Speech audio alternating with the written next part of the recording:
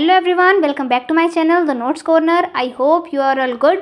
सो आज हम Indian contract act 1872 का सेक्शन 15 कोर्जन इस वीडियो में कवर अप करेंगे। इसमें मैं कोर्जन की डेफिनेशन, इसके इंग्रेडिएंट्स सब आपको करवाऊंगी। कोर्जन के साथ साथ एक सबसे इम्पॉर्टेंट बात भी इसके साथ जोड़ी जाती है। क्या the case of suicide coercion कहलाया जाएगा? ये मैं आपको वीडियो के एंड तक समझाऊंगी। वीडियो के एंड तक बने रहें ताकि आपको ये सारा कंसेप्ट क्लियर हो। According to section 15 of Indian contract act 1872, coercion is committing or threatening to commit any act forbidden by IPC or unlawful detaining or threatening to detain any property or prejudice of any person whatever with the intention of causing any person to enter into an contract agreement। इसका मतलब है section 15 के according coercion हम उसे कहेंगे जब कोई हमें, अगर कोई पर्सन आईपीसी के अंडर जो फॉरबिडन एक्ट है वो करने के लिए धमकाएं, ठीक है, या कोई ऐसा एक्ट करे, इधर लिखा है ना कमिटिंग, या तो वो कोई ऐसा एक्ट कमिट करे या कमिट करने की हमें धमकी दे, ठीक है, जो आईपीसी के अकॉर्डिंग फॉरबिडन है, या अनलॉफुल हमारी जो प्रॉपर्टी वगैरह है वो डिटेन करे या हमें उस प्रॉपर्टी को डिटेन करने की धमकी दे, ठीक है। इसमें ऐसे लिखा है ना, अनलॉफुल डिटेनिंग करे या threatening to detain any property, या तो डिटेन कर ले या हमें वो डिटेन करने की धमकी दे, to prejudice of any person whatever with the intention of causing any person to enter into contract. और उसके पीछे सिर्फ उसकी इंटेंशन क्या है, उसको, एक पर्सन को सिर्फ कॉन्ट्रैक्ट में एंटर होने के लिए मजबूर कर देना, ऐसी ऐसी धमकियां देना या धमकी देने का प्रिटेंड करना, ठीक है, या एक्ट करना सिर्फ किस लिए कि तू आजा और मेरे साथ कॉन्ट्रैक्ट कर ले, उसे हम कहते हैं कोर्जन। कि अपना काम करवाने के लिए चाहे हम अनलॉफुल एक्ट करें जो फॉरबिडन है आईपीसी के अंदर, उसे हम कहेंगे कोर्जन, ठीक है। It means forcing someone to into a contract by doing और threatening to doing something that is a crime under the IPC.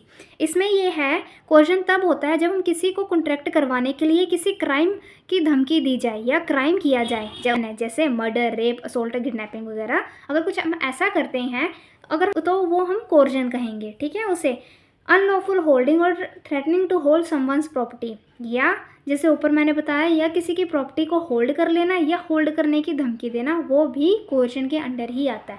अब हम इसके एसेंशियल इंग्रेडिएंट्स देख लेते हैं कि कोर्जन के एसेंशियल इंग्रेडिएंट्स होते क्या हैं।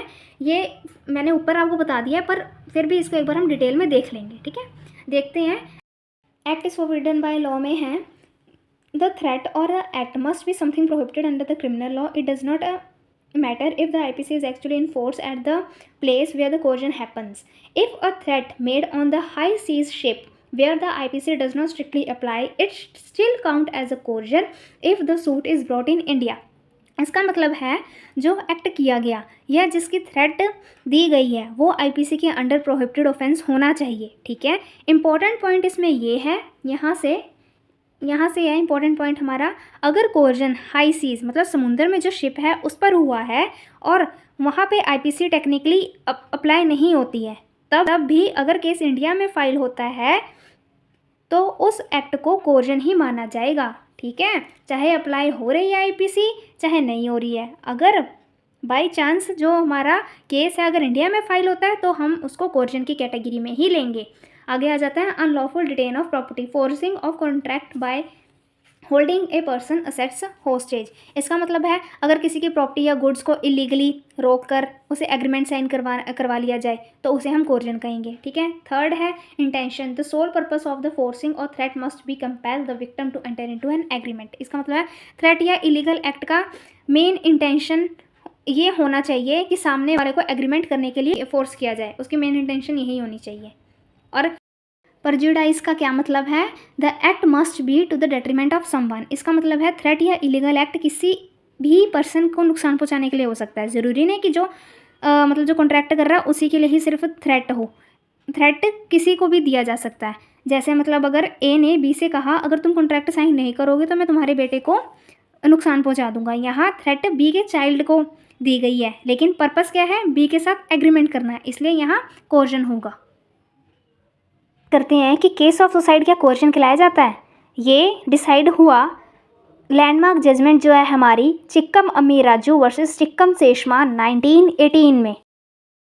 इस केस में था अम्मी राजू अपनी वाइफ सेशमा और अपने सन पर दबाव बना रहा था। वो चाहता था कि वाइफ और बेटे एक रिलीज डीड साइन करें। रिलीज डीड क्या मतलब, प्रॉपर्टी का हक छोड़ने वाला एक डॉक्यूमेंट होता है वो, ठीक है। साइन करने के लिए अम्मी राजू ने उन्हें धमकी दी कि अगर तुम इस पर साइन नहीं करोगे, इस डॉक्यूमेंट पे साइन नहीं करोगे तो मैं सुसाइड कर लूँगा, ठीक है। डर के मारे दोनों वाइफ और बेटे ने दोनों ने साइन कर दिए। फिर कुछ दिनों बाद उन्होंने कोर्ट में जाकर केस फाइल किया कि जब हमने साइन किए तब हमारी जो कंसेंट थी वो फ्री नहीं थी, इसलिए इस कॉन्ट्रैक्ट को कैंसिल कर दिया जाए, ठीक है। तो कोर्ट ने क्या डिसाइड किया, मद्रास कोर्ट ने डिसाइड किया कि भले ही आईपीसी में सुसाइड करने की सज़ा नहीं हो, लेकिन अटेम्प्ट टू कमिट सुसाइड एक पनिशेबल ऑफेंस है, ठीक है। इसलिए सुसाइड की धमकी देना आईपीसी की स्पिरिट के मुताबिक एक फॉरबिडन एक्ट है। कोर्ट ने कॉन्ट्रैक्ट को वॉइडेबल घोषित किया और कॉन्ट्रैक्ट को कैंसिल कर दिया। अब मैं बात करती हूँ, मोस्टली इसमें आईपीसी है ना, जो अब कन्वर्ट हो चुकी है बीएनएस में। आप पेपर में अगर पुरानी जजमेंट लिख रहे हो तो ब्रैकेट में बीएनएस जरूर लिख के आना आईपीसी के साथ, ठीक है। तो ये थी आज की वीडियो। Thank you.